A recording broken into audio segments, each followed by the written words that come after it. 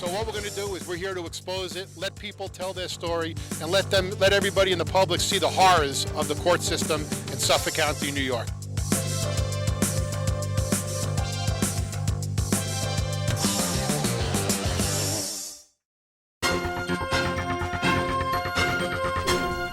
Hi, I'm Gary Jacobs, and welcome to another edition of Long Island Backstory, filming here at the Alt Studios in Hop Hog, New York.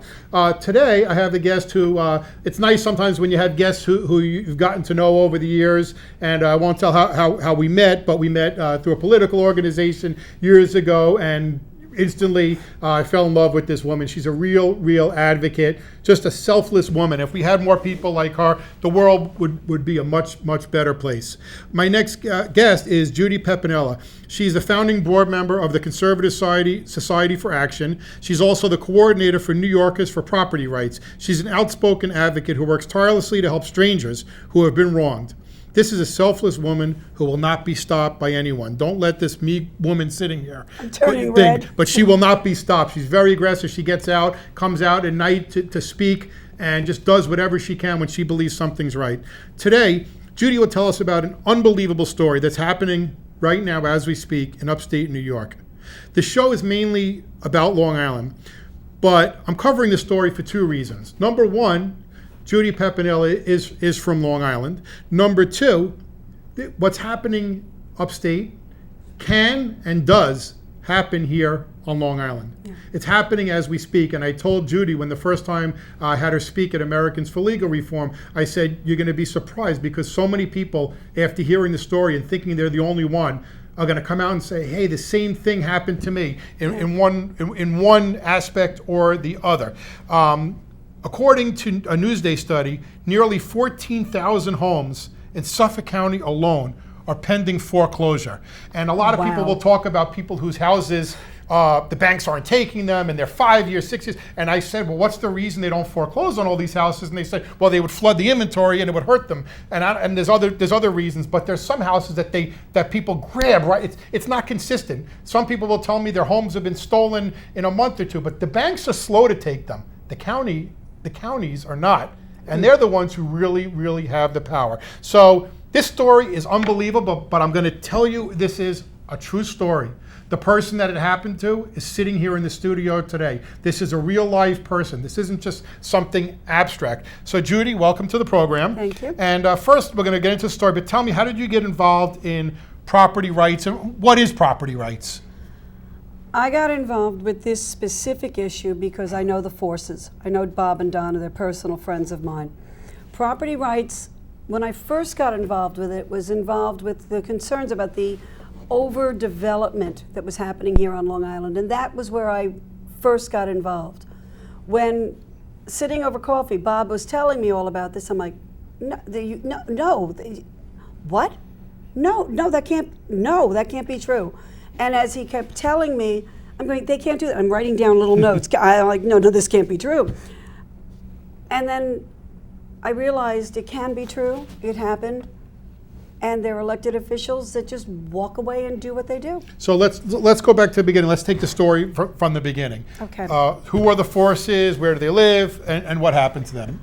I don't know if you told the story so many times, but for the people, That's okay. people who haven't seen, I'd rather give everybody all the information. Give them all the information. Bob and Donna Force live in Patchogue Village.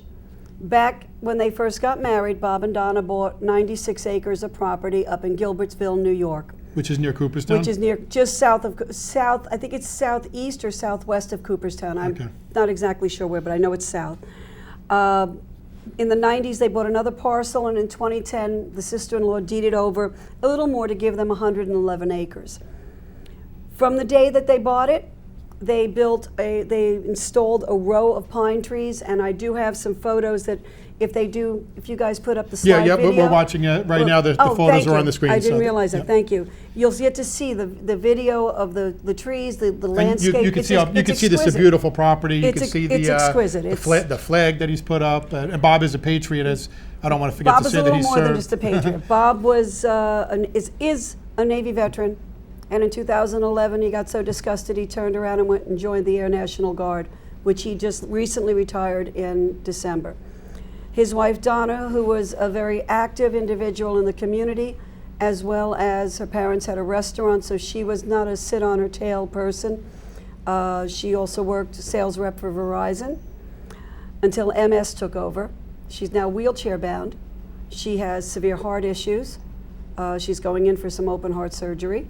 She is also a severe diabetic. So I'm not trying to rip everybody's heart out, but just this is understand a real family. These are real people. They've got a daughter.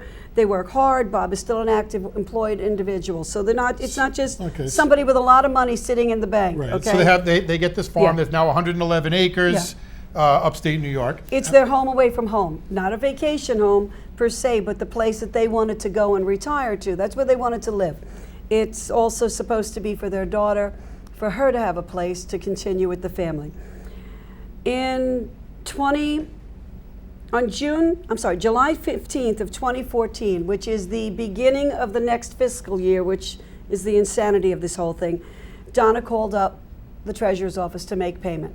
On her taxes. On the taxes. The taxes for 2011, which they missed because Bob had some knee surgery and 2 hernia operations, so he was kind of under the weather.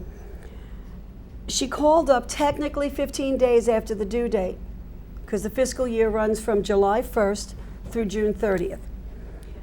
That being said, she's like, okay, well, I'm a few days late. I'm sorry, I made a mistake on the date. The treasurer said, nope, sorry, see you later, bye. Wouldn't take the check. Property is already on the auction block. Wow. They didn't serve the notice? They don't have There was no notice, there was no resolution, zero. Nothing happened. But I don't understand about this whole thing is the property has value. Yes. Right? Certainly more than the taxes that are owed. Yes. At the worst case scenario, if they couldn't pay their taxes, couldn't they get a lien on it and say when the Forces pass away, we have a lien, or whenever, even if they don't pass away, if they sell the property, we have a lien for the back taxes, instead of taking it away and selling it. Using your brain. I mean, it just seems to me like they were going to get, but they wanted the money now. They didn't want to wait. Well, the taxes were approximately $16,000. They sold it for $45,000. It's a mortgage-free piece of property. It also has a slate quarry on it, just as a little particular piece of information. Right. That can be a little bit of money can be, drawn from that. But they went to pay it. They went to pay the money. They went to pay the taxes. I mean, are you inferring that they should follow their rules? Right. So even if, by the way, they have 2 regulations, 2 resolutions, one from 1981 and one from 1985. The treasurer is mandated. The key word is mandated to work with the property owners to reinstate their property, accepting their back taxes plus fees and any other incidentals incorporated, putting it on the auction, taking pictures, whatever. So they had every right to purchase it back. Right. For a sum total of it was 2 years of taxes. Their taxes, and I know this is Long Island, so people freak out, were just a little over $6,000. So let's say $13,000. Right. See you later, bye, you lost your property. Unbelievable. Then there's the reality of what actually happened. And now what I did is, because this world is insane, I put up this chart. You will see it on the screen. As you can see on the screen, yeah. Here this is the chart. This is called normal foreclosure procedures. Just to give you, and I'm using just the Save the Force form. 2010, all taxes were paid. 2011, they missed. 2012 was paid in the first portion of the fiscal year. Why didn't they take the 2012 and bump it up to 2011 so that was paid? Oh, it's because it gives them the hook.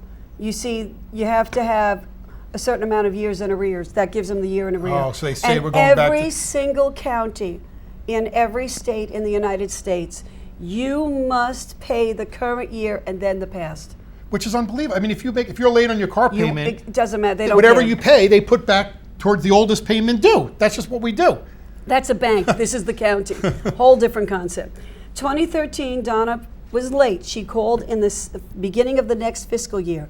And again, July 1st to June 30th. So it's kind of... It's not even easy to keep track of. It's horrific. And older people, and I'm not meaning Donna and Bob, I'm talking seniors, for anybody, though, are going insane. Right. Because every year has got 2 years in it. Yes. So Which year is it, right. okay? So they were late paying 2013. For all intents and purposes, that's when the county would start the proceedings. And in August of 2014, that's when it would be on the sale. They need 3 consecutive years. 2011 is the anchor. Then there's the reality of what actually happened, okay? This is why it's called aggressive foreclosure line, okay? Reality is, You already know what happened in 2010, you know what happened in 2011, you know what happened in 2012. January of 2013, during the 2012 fiscal year, the county turned around and started an instant proceeding seeking foreclosure for 3 years back taxes. 2011, we know. 2011, 2012. But how'd they get It's 2012? 1 year back taxes. Okay, or technically, it would be technically considered 2. But they kept saying to Bob when he went to meetings that it was 2010, which was all paid in full. All the receipts are there. But they started this almost 6 months before they legally could start it. That's why it's aggressive. Force is called to make payment to find out their properties were actually being sold. You don't have to serve a certified letter to somebody. I would think they'd have to have signed certified letter. Okay, they sent a letter. There is an issue that goes with it. They sent a letter. Bob and Donna have their house in Patchogue. Right. Bob, at the time, is still Air Force National Guard. Remember this. He's Air National Guard, sorry. He's out at the base with a security clearance. A foreclosure notice comes up. The military finds out about it. Bob is put in a room away from everybody else because he has a security clearance for 6 months until they figured out what was going on. Bob and Donna went crazy tearing apart Patchogue and all their records, thinking, oh my God, we've done something wrong here in Patchogue. They had 30 days to respond to the initial complaint or letter that the county sent.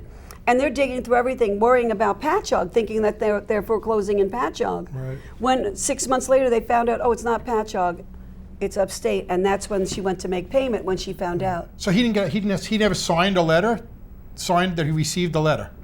I'm not sure if there was a letter signed on that. I can't say. Okay, so we don't know if they were officially I don't think so. served or given. But I don't think so. I think they should have to, but I think it was just they received a letter in in the mail stating it was coming down. I mean, imagine even when your house is foreclosed, a car, they send certified letters, they make contact. There's a lot more than this is done so under the table and so quick. But Judy, why do they want to do this? I mean, I don't know if you know the answer, but you got my assumptions? Assumptions, because we don't really know for a fact. But why do you think they want? I have my assumptions. Why do you think they wanted to do this?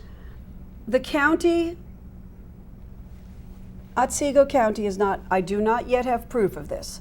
I know other counties are doing it.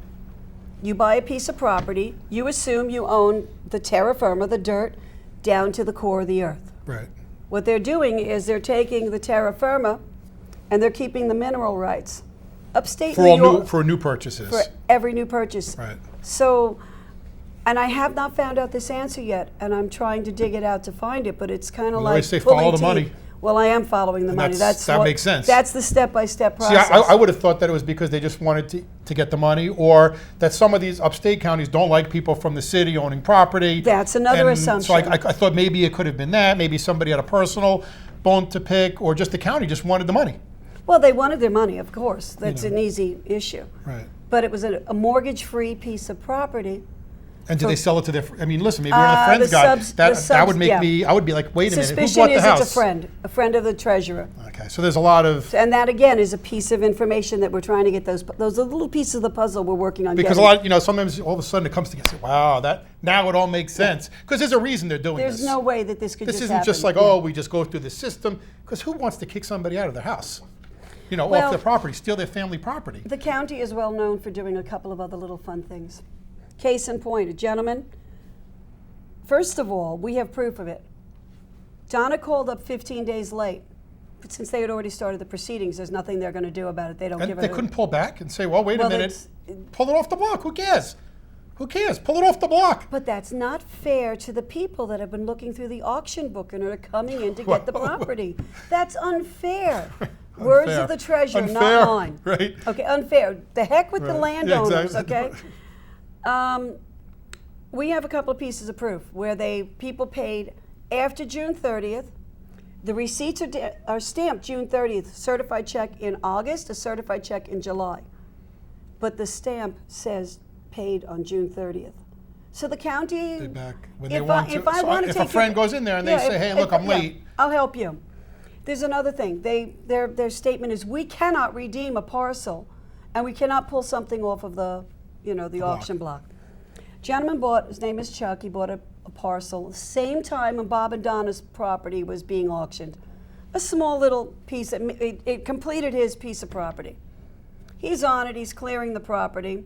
6 months later, guy from the county comes up and says, we want to buy the property back. He's like, yeah, sure, right, whatever. You can leave now. The next county board meeting, they repealed, took back the purchase, paid him back for the property. So it's bullshit that they can't do it. They do whatever they damn well want. They made so there's a reason that they want to get They wanted that the property. Forces. And listen, it is a beautiful piece of property. It's gorgeous. But I think, It's like gorgeous. I said, we go with follow the money. I mean, we're on Long Island. It's You know, all- it's- it always ends up that there's something involved. So now they Please put don't tell me that the Republicans will stand and support the Republicans, because 3/4 of the board are Republicans. I don't think it's a party. Well, it's whoever's in charge. But it's all about keeping control. Right. Exactly. It's whoever's in charge. Exactly. It's not a Democrat. So or I want to a make sure that Republican, point, because everyone okay. says, well, Bob's been a committeeman for 25 years. They don't care if you've been a committeeman since you were born. Right. They don't care. Okay. So now we're at the point where the property is up for auction. They go to pay. They don't take their money. Oh, they didn't take their money. That's a great little point. Because of course they didn't take the money. Otherwise, how would they say we took the money but we're still But foreclosing? first time in county history, they asked for a check, an escrow check of almost $21,000 for a tax bill of $13,000. They took $21,000 from them, but they wouldn't take the $13,000 and apply it to Really? the property. Yes. Unbelievable. So it's still Unbelievable. That was to put a stay on the deed for the sale in the auction. It was also not supposed to be sold at the auction, but it was still sold at the auction. There's so many different things. So the property actually did go to auction. Yeah. And do you know who bought the property? Yes, we know the gentleman who bought the property. Is it somebody in town who's connected, or? He has a very high clearance, security clearance. He's on the same channels and lines as the county treasurer. Because the reason I asked you, it would seem to me like if somebody's buying this property, couldn't somebody knock on them and say, hey, look, this is my property. They never should have sold it. I want it back. I paid my taxes. Let me give you back the money that you paid. Or the guy say, let me back out of it. The guy, the woman, whoever bought it, say, you know what? I just stole this person's home. Let me back out. I don't want to steal someone's home. It doesn't work that way, because I know of 3 people, because after the forces went through the whole procedure and everything, when they stood up to start fighting, we created the Facebook page, the website. We placed ads and you in the wrote local to me, papers. let's show some of the ads on the screen Yeah. that you did. So this is the first ad that you ran in the local paper. And Yeah. in this ad, you ran this yeah. upstate New York, this ad. This was done in the local penny savers in the Cooperstown area, or in Otsego County. And basically, the reason we did that was it says Force et al. Crowell, defendant, official in his personal name, and it stated all the different people. Nobody in the county offices knew about this. They kept walking into the treasurer's office. Did you hear about this? Really? They were So shocked. it wasn't a whole conspiracy. This is a few people. It's just a few people in who power did it. that are playing games with people's lives and properties. This was the first ad that went out. This ad produced credible contacts back to me. One woman, her father's property, the mother had cancer, she had passed, the father passed, the family was trying to keep the property. The county took it and sold it. She went in to try to buy, went to the person that bought it. He goes, sure, you can buy it for the actual value today. Right. He got it for like $40,000. She said, well, can I give you $50,000, $60,000 just to cover you? No, it's going to have to be $250,000. Unbelievable. So then you ran a second ad after Yes. that, which this is the second ad we're showing on the screen right now. And tell us about the second ad that you ran. Well, this pissed off a lot of people. That's a ladylike way of putting it. This is the ad that got the recognition through the media and through other individuals. So this is what opened up. The first ad opened up the eyes of people that were shafted. The second ad was the one that rattled the cages and awoken the media to what was going on. Right. So upstate now is aware of what's going on. Downstate is finding out. And with what we're doing here, And I'm listen, hoping you've been speaking everywhere now, so you're out. I mean, I see some of your posts. You've got thousands of people. I don't know why they just don't say, hey, we messed up, because their damages are going to get much worse. Yeah, it because they're really going to get worse. You got to make it right. At some point, someone's going to have to make this right. Now, my guess is they'll keep it in court for years, hoping that the forces die, and they don't have to deal with them anymore. But they're young people. These guys aren't going away. That's not going to happen. Funny thing, first lawyer, who happened to have been an original county lawyer, who worked with the people on the board, didn't file 4 of the 5 papers or pieces he was supposed to. Wow. And it was completely null and void. That's how he lost the first hearing. You think it was on purpose? I personally do. Your opinion. I mean, we don't know. Yes. Your opinion is it was on purpose. He since died, dropped dead of a heart attack. Karma can bite somebody pretty bad. The gentleman who bought his book of business literally told Bob and Donna, I don't even know how to handle this. I don't even know what to do. Right. That's when Bob and Donna, one night sitting on the computer, turns around, Bob's Googles in someone land rights and found a lawyer that's down here on Long Island. And you want to say his name? Because I think he's been doing Mir a good Moza. job. He's phenomenal. Say his name again? Mir Moza. And where is he out of? He's located in Mineola on Willis Avenue. Because we've spoken, and listen, this is not easy to fight. No. So it takes a special person to do it, and we should give credit for somebody who's willing to Mir stick his neck out. Moza is an amazing man who is going to the mat for the forces. He sat down and met with them. He was completely thrown out of the water. And he's like, I felt like I was looking at myself freaking out. Right. And he turned around and he goes, I'm going to do everything. It's now in federal court. Right, so he filed in federal court. He filed so in federal court. What is the cause of action? That they violated their rules? I mean, it has to be a constitutional issue, I guess, to be in federal court. Well, so what federal laws or constitutional issues were violated? That they didn't follow their rules, or they stole his property? They stole his property. Which he has a right to his property. It's an aggressive foreclosure issue. It's the constitutional.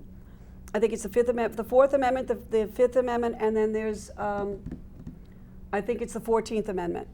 I'm embarrassed, so I'm not going to tell you I know which ones each one I'm almost sure it's but the there is 14th Amendment. Is it the fact that he has a right to his property Yes. and the government interference, because the government Complete. the government stole it. Yeah, they did. Which is not even a bank. It's bad enough when the banks do it. This is the actual Banks government. sit with it in an abeyance all the time. Pool. That's why I know a person who's been in foreclosure for 8 years. Right. And a lot of the reason is you were correct with what you said. Right. It's the glut that's too and many also homes. a lot of the reason is they're afraid because they know if they don't dot their I's and cross their T's, it gets thrown out when they get to court. Yes. So they're very careful about. They would never do something like this. When you have the judge, you have the courts, you have the husband of the county lawyer, who happens to be the overseer of 57 of the counties in New York State, you kind of don't have to follow the rules. Well, they do if you hold them to it. Well, that's which is what exactly you're doing. what we're doing. They never put through a resolution for the case. They never did. Everything they did is so backwards. It's inside out backwards. Yeah, it's really so right now somebody living in this in their home. Well, the guy who bought it. There's also the rental property. He's renting the property. Because I think this guy knows he's going to be tied up in court. I would think this guy's. Well, I would yes, think he would he's want to done get some out. beautiful renovations to the good. house. So I hope the Forces home. enjoy it when they get That's back in. exactly Because let me tell you, the Forces are getting back in their home. I mean, you're not going to stop, and Americans for Legal Reform has become involved in this, and we're going to get it out. I'm smiling and because they're going to get it out. And I think, as they said, we're going to have a beautiful picnic on their property. Oh, there's going to be a party up there that's going to be. So if they're watching the show, is there anything? Is there anything you want? Maybe they should update the kitchen for the Forces. Yeah, they do need a new kitchen. They definitely need a new kitchen. If you're watching the show, the furniture. people who took that, please update it, get them new furniture, because your ass is going to get out of this house. I'm telling you, your ass will be out. And please put in a ramp for Donna to make it easier for her to get in and out of the house. That would be appreciative. That would be If you're going to do it right. And as I said at the beginning, I think this can happen here on Long Island.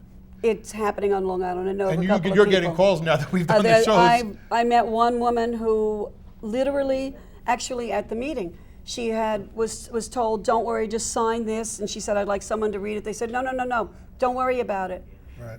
And they turned around and boom, they came in the next day, slapped a sign on her door.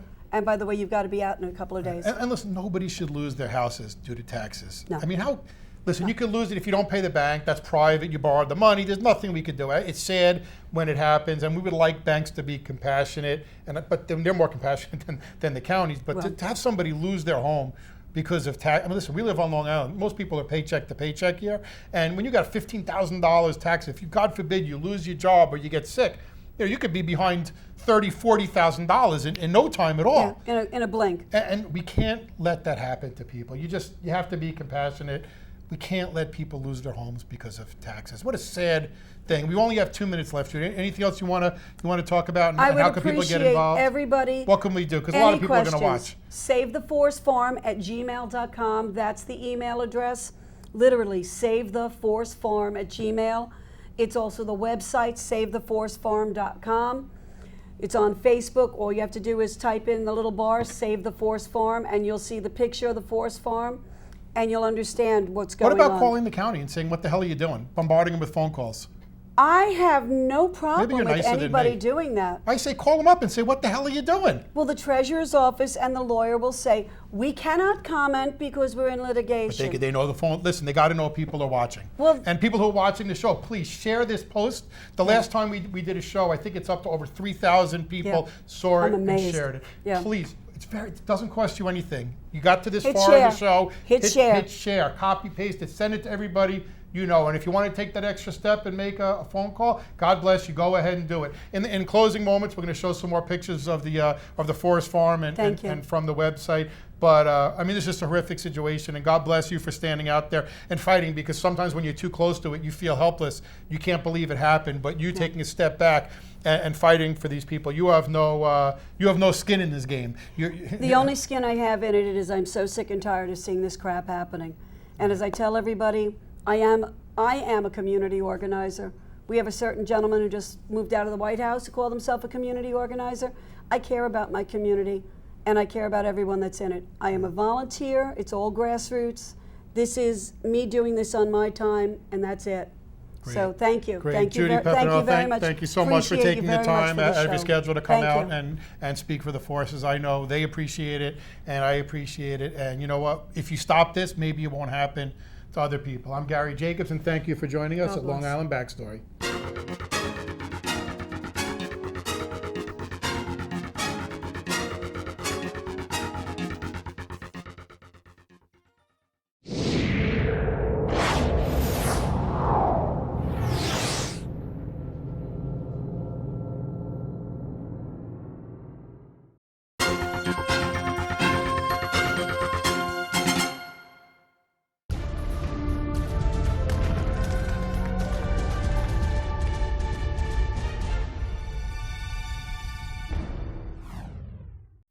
Long Island Backstory. Chief Correspondent Gary Jacobs is uncovering the truth on Long Island. The family court system. Red light cameras. Corruption in local politics. The heroin epidemic. Corrupt judges. At Long Island Backstory, we uncover the truth that the Cablevision news monopoly won't dare touch. We uncover the details you won't see on News 12 or in Newsday. We are local independent media at its best. Long Island Backstory, available on Public Access TV and on YouTube.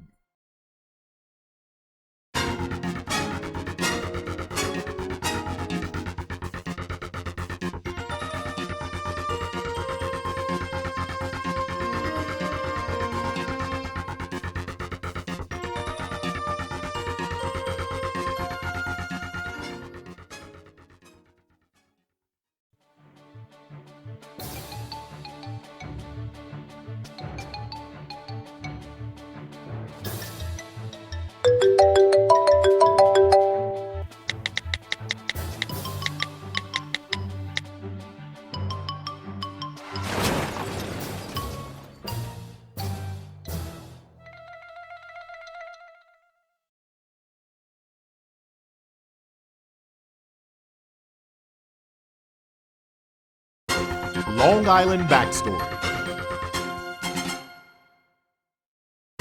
Long Island Backstory.